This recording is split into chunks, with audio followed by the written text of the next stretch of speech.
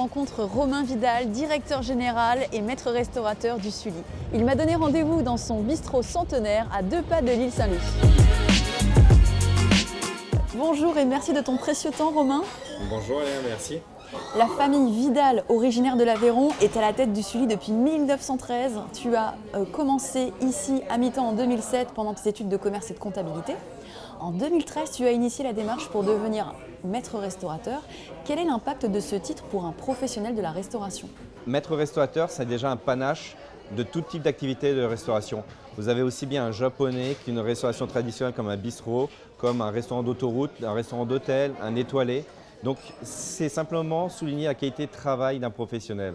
L'impact commercial, j'aurais du mal à te jauger en disant ça m'a fait apporter un flux de 10-15%. La première chose pourquoi je suis devenu maître restaurateur, c'était pour souligner déjà qu'on faisait le travail comme un maître restaurateur. Quand on a étudié le cahier des charges, on a dit on le fait déjà.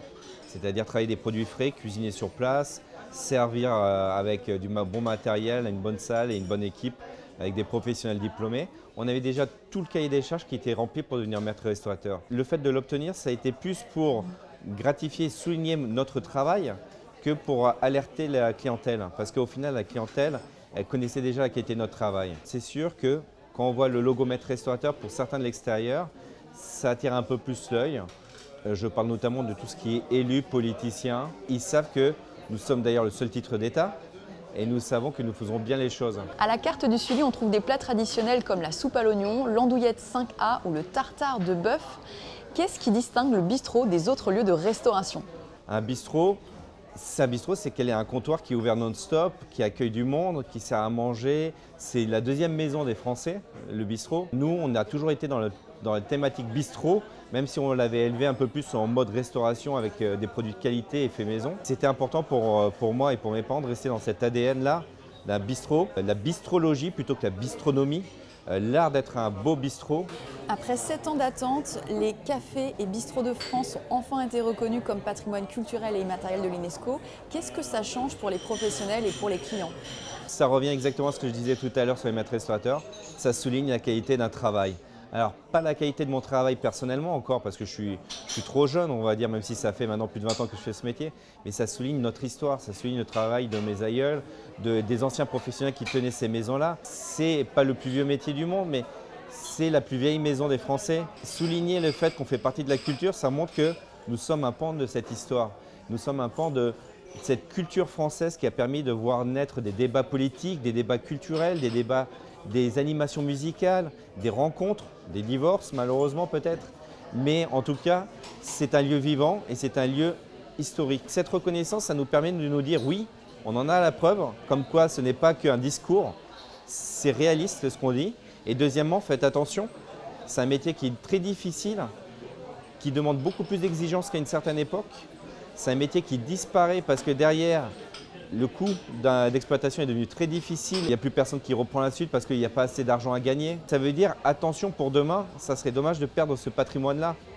Donc nous l'avons, préservons-le. Le but n'est pas de le mettre sous cloche pour le montrer aux touristes, le but est de continuer à le faire vivre. On n'est pas des multinationales, on emploie beaucoup d'activités, beaucoup d'êtres humains. On est un lieu de refuge pour beaucoup de personnes.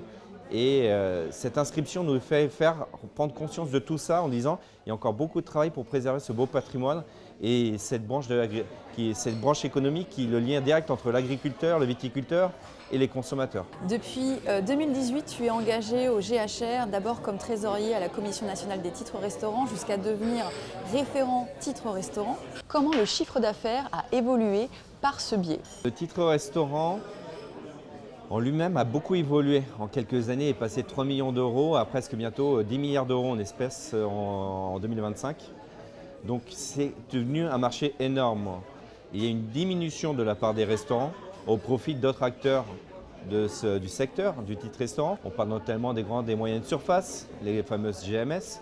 On parle aussi de tout ce qui est assimilé, donc les assimilés dans le vocabulaire de la CNTR du titre restaurant, c'est-à-dire c'est les boulangers, c'est les charcutiers traiteurs, c'est les bouchers, c'est les primeurs, c'est les petits commerces de proximité qui font vivre au grand centre-ville.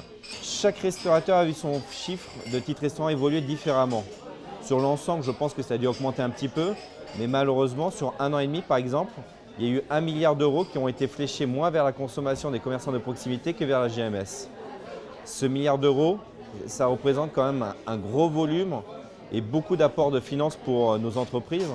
Et nous, on tire souvent l'alarme en disant faites attention, il y a un objet social, le repas du salarié, mais une véritable destination écologique, économique et sociale.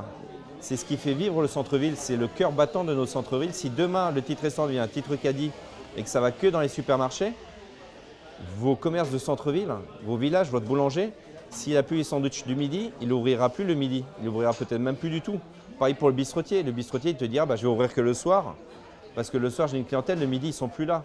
Et ça va détruire de l'emploi, ça va détruire de la vie. Donc le titre restaurant, c'est ce fléchage de l'économie pour faire vivre ce lien social.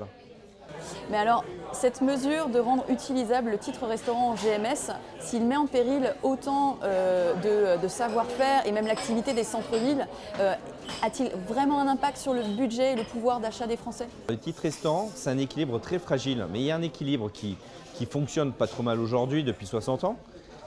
C'est sûr que si on parle économiquement parlant, le titre restaurant, la destination la plus viable pour les Français, c'est l'utilisation dans les restaurants.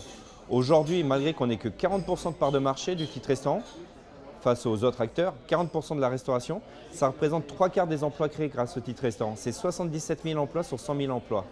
Ça représente 5 fois plus de retour d'investissement pour l'État, c'est-à-dire pour 1 euro de titre restaurant, vous avez 53 centimes qui revient fiscalement à l'État, grâce aux impôts, grâce aux charges d'URSSAF, etc. Alors que quand c'est utilisé en GMS, c'est que 10 centimes, 5 fois moins. Donc si on parle économiquement parlant, l'utiliser en GMS, c'est catastrophique, il ne faut pas. Mais si on parle humainement et si on parle d'objet social, qui est la pause déjeuner du salarié français, ils ont le droit d'utiliser le titre restaurant dans les GMS. Mais il ne faut pas que ça devienne un titre caddie. C'est là toute la notion qu'il faut faire attention, aussi bien auprès des élus que des Français. Le coût d'un repas dans un GMS, c'est entre 3 et 5 euros en moyenne, si on fait le fait maison. Si on ne fait pas le fait maison, c'est entre 5 et 7 euros maximum. Donc en GMS, le repas, c'est 5 euros en moyenne, on va dire. Ils n'ont pas besoin de 25 euros. Donc il y a des propositions qui sont sur la table pour corréler le titre restaurant à son objet social en fonction de son lieu. Il faut laisser les Français faire ce qu'ils veulent avec le titre restaurant. C'est à eux. Ils en ont financé une partie. Ils sont défiscalisés sur l'ensemble du titre restaurant, c'est très bien. Mais il ne faut pas faire n'importe quoi. C'est faire attention en disant tu vas faire tes courses avec, tu as le droit de faire tes courses pour t'acheter à manger pour toi, c'est-à-dire un plafond plus bas que quand tu vas manger dans un restaurant, que le menu est à 15-20 euros souvent dans les grands restaurants dans les centres-villes, voire 10-15 euros pour les petites villes. Et c'est ça toute la notion de l'équilibre du titre restaurant, c'est parce qu'il y a de l'humain et il y a de l'économie. Si demain ça devient un titre caddie, c'est une niche fiscale à supprimer pour tous les élus de la République française, parce que ça coûterait 3 milliards d'euros par an.